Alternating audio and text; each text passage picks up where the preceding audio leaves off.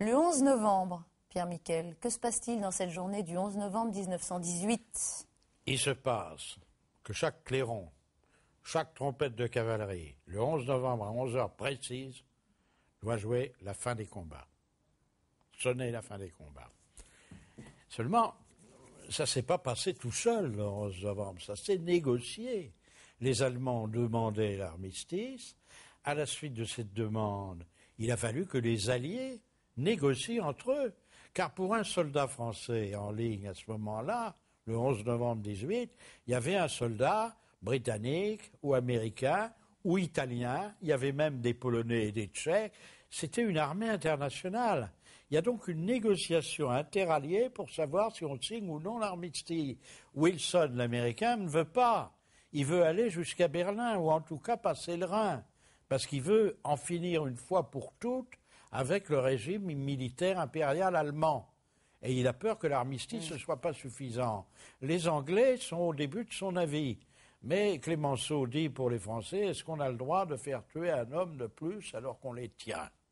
L'armistice est négocié par Foch avec les Allemands de manière telle qu'ils ne puissent pas résister. Mais on n'en est pas sûr.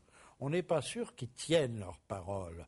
On se méfie des Allemands. Et donc, au matin du 11 novembre, une offensive est commandée sur la Meuse. À quelques heures d'un armistice, on sait qu'on va signer. Il y a des soldats qui partent à l'attaque, qui passent la Meuse, qui franchissent la Meuse, qui ont devant eux les troupes d'élite de l'armée allemande. Il y a 80 ou 100 morts.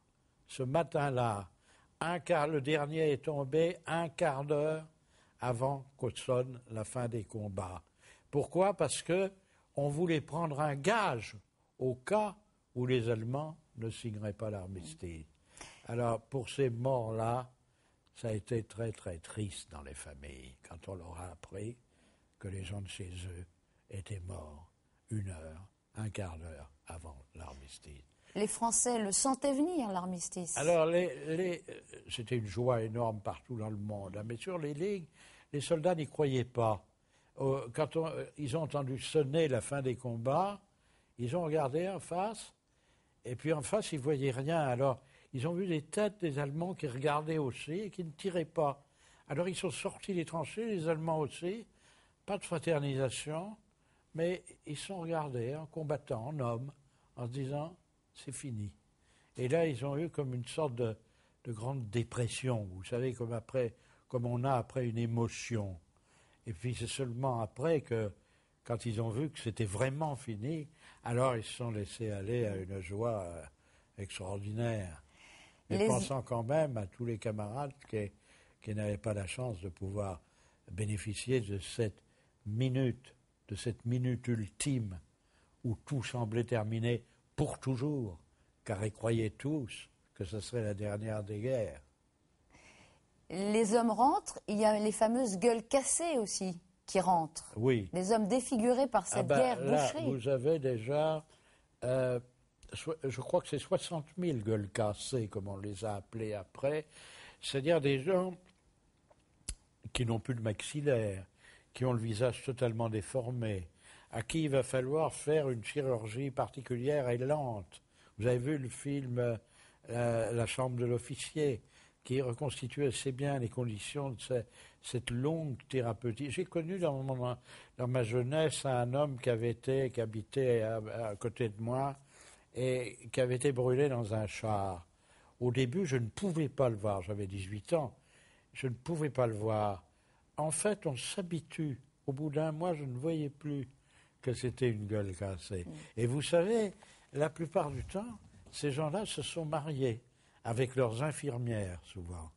Et même les aveugles de guerre, qui étaient très, très nombreux, ont trouvé des femmes. Mais au moment du retour, c'était évidemment l'horreur, parce que vous avez plus d'1 million de blessés, Français, vous voyez.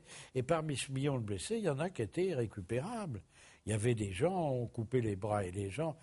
On parle à Berlin, c'était la même chose, mais à Verdun, dans la neige, on parle à la porte des hôpitaux militaires de Verdun, c'est les mémoires d'un ambulancier qui nous raconte ça. Il y avait des tas de bras et de jambes rongés par les rats, vous voyez, parce qu'on les chutait. On amputait, on chutait la jambe. Pierre-Michel, quelle leçon tirez-vous de ce 11 novembre? Quelle leçon pour l'histoire, pour aujourd'hui? La leçon, il n'y a pas de leçon à en tirer malheureusement, parce que l'histoire continue. Et on croit que c'est un arrêt, c'est un point d'orgue dans l'histoire, que l'horreur est telle que ça ne pourra pas recommencer, et on n'en est jamais tout à fait sûr. Donc il faut tout faire pour éviter que, quand on croit être dans un système de paix, ce système ne se détraque pour devenir un système de guerre. C'est ce qu'on a vu en juillet 14.